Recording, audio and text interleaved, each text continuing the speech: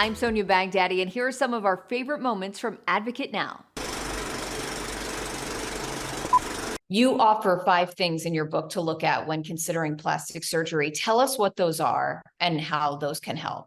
Yeah, in goal-directed therapy, you're trying to make complicated things simple, especially the tools, because it's never simple to change. So we want to try to make the tools usable, user-friendly. So I talk with clients about 5 things to focus on to prepare themselves for a cosmetic procedure. The first 3 are a healthy mind, a healthy body, and a healthy healing space. The book primarily addresses the mind part, and we talked about that with regard to the self-tests and the journaling and so on. But I also talk about the healing space and the importance of your body being healthy. The last 2 I call the lyrics and the melody. The lyrics is really kind of like a recipe, even though I say this isn't a recipe book. The lyrics are about what your doctor is going to tell you they want you to do. You need to follow. And if you're going to follow it effectively, you need to have a game plan. And again, that starts months before the procedure and extends to months after the procedure. The melody refers to the effect that your inner vibe has on the lyrics. We know that there's some songs that might have lyrics like, I'll always love you. If you attach those lyrics to like the Jaws theme, dun, dun, dun, dun, dun, dun, that's not a love song. It's a stalker song, Yeah. So how you approach your game plan, whatever your game plan is going to have an effect on how you implement it. And we know this. That there have been times when things have gotten to you too much, the stress of life, and you're living your life as though there's like a Jaws theme playing inside you. And if you're hyper vigilant like that, if you're too jumpy, if you're too reactive, you're not going to make the best decisions. And remember what I said earlier, when you're in a vulnerable state, what's going to come out of you is the way you've developed of coping. And people do develop this tendency of being overly reactive, and it's really not helpful. Yeah. And also, when you do approach life from a state of calm, that's when your intuition kicks in and you're able to sort of address your own questions in terms of, is this the right decision for me? And we should also mention that it is very important to do your research and seek out the best doctor to perform anything like this. But your book is more so addressing the patient and their approach to it, right? But see, you're just automatically going to what's a really important part of the book. There's a whole chapter devoted to choosing your doctor carefully, and it's funny how you went right to this. It's really insightful of you. If people are too reactive, what are they going to do? They're going to go to the first person they find, and they're going to jump to have it done, like before they change their mind.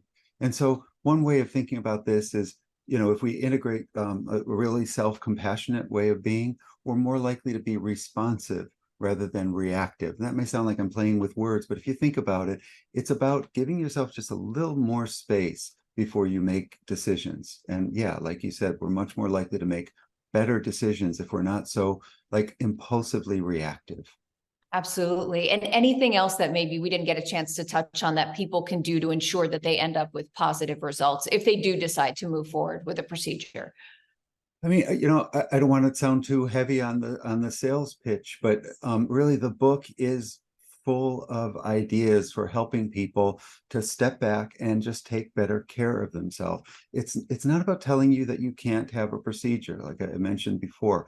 It's about, what are some of the things to look out for? What are some of the warning signs that are letting you know you should be doing some more self-care? And then how do you do that self-care? That's what the book is for. Well, Priya, I want to start with the basics. What is Ayurveda? It's a great question. So Ayurveda is actually the world's oldest health and wellness system or system of medicine. It's originated in India. And a fun fact people often don't know is that it's actually a sister science to yoga. So both those philosophies were written in the same text. So they're really practiced together for people who are deep into yoga or people who are deep into Ayurveda. And it's interesting in today's kind of day and age where people are really starting to take control over their health.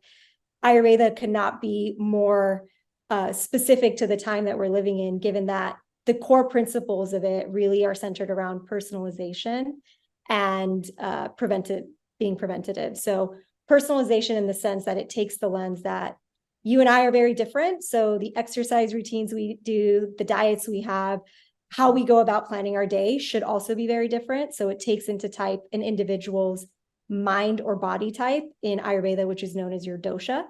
And it's preventative in that everything surrounding Ayurveda is really in support of the body. And so it's focused on putting in practices that prevent you from getting ill versus reactively trying to find remedies when maybe an illness has gotten too far. When did you personally first realize and understand the benefits of Ayurvedic practices? So for me, I was lucky enough that I had parents who immigrated from India to the US. So Ayurveda was naturally a part of my upbringing without me even knowing it was called that. In India, in fact, today, over 90% of households still practice Ayurveda. And so I grew up not knowing what I was doing was Ayurveda, or the remedies my mother was, feeding me when I was ill were Ayurvedic in nature. And so it really wasn't until I left the house and went to college and then ultimately entered the workforce, moved across country, and I saw the impact that my lifestyle and diet was having on my skin, my hair, my weight, how I felt, my energy levels. And I don't even think at that time I necessarily associated it with these practices that for so long had kept me well protected, until I'd go home for the holidays or, connect with my parents, and they'd offer suggestions on what I should do to make myself feel better. And when I saw those start to take hold, I realized, okay, there's some connection here, but I didn't really draw the two until, like many people in the pandemic, when I was at home, alone and really starting to take more control of my health, where I dove into these practices and realized it was that kept me healthy for so long. And it ultimately was that which got my health back in order. Well, your TikTok explores a variety of different rituals and practices that can really transform people's health. So I want to go through a few of them. Many of us deal with anxiety and extreme stress. Are there any practices that you can share to help reduce that? Yeah, absolutely. Interestingly, I was talking about the pandemic, and what brought Ayurveda back into my life was some of the natural anxiety and stress I think a lot of us felt during that time.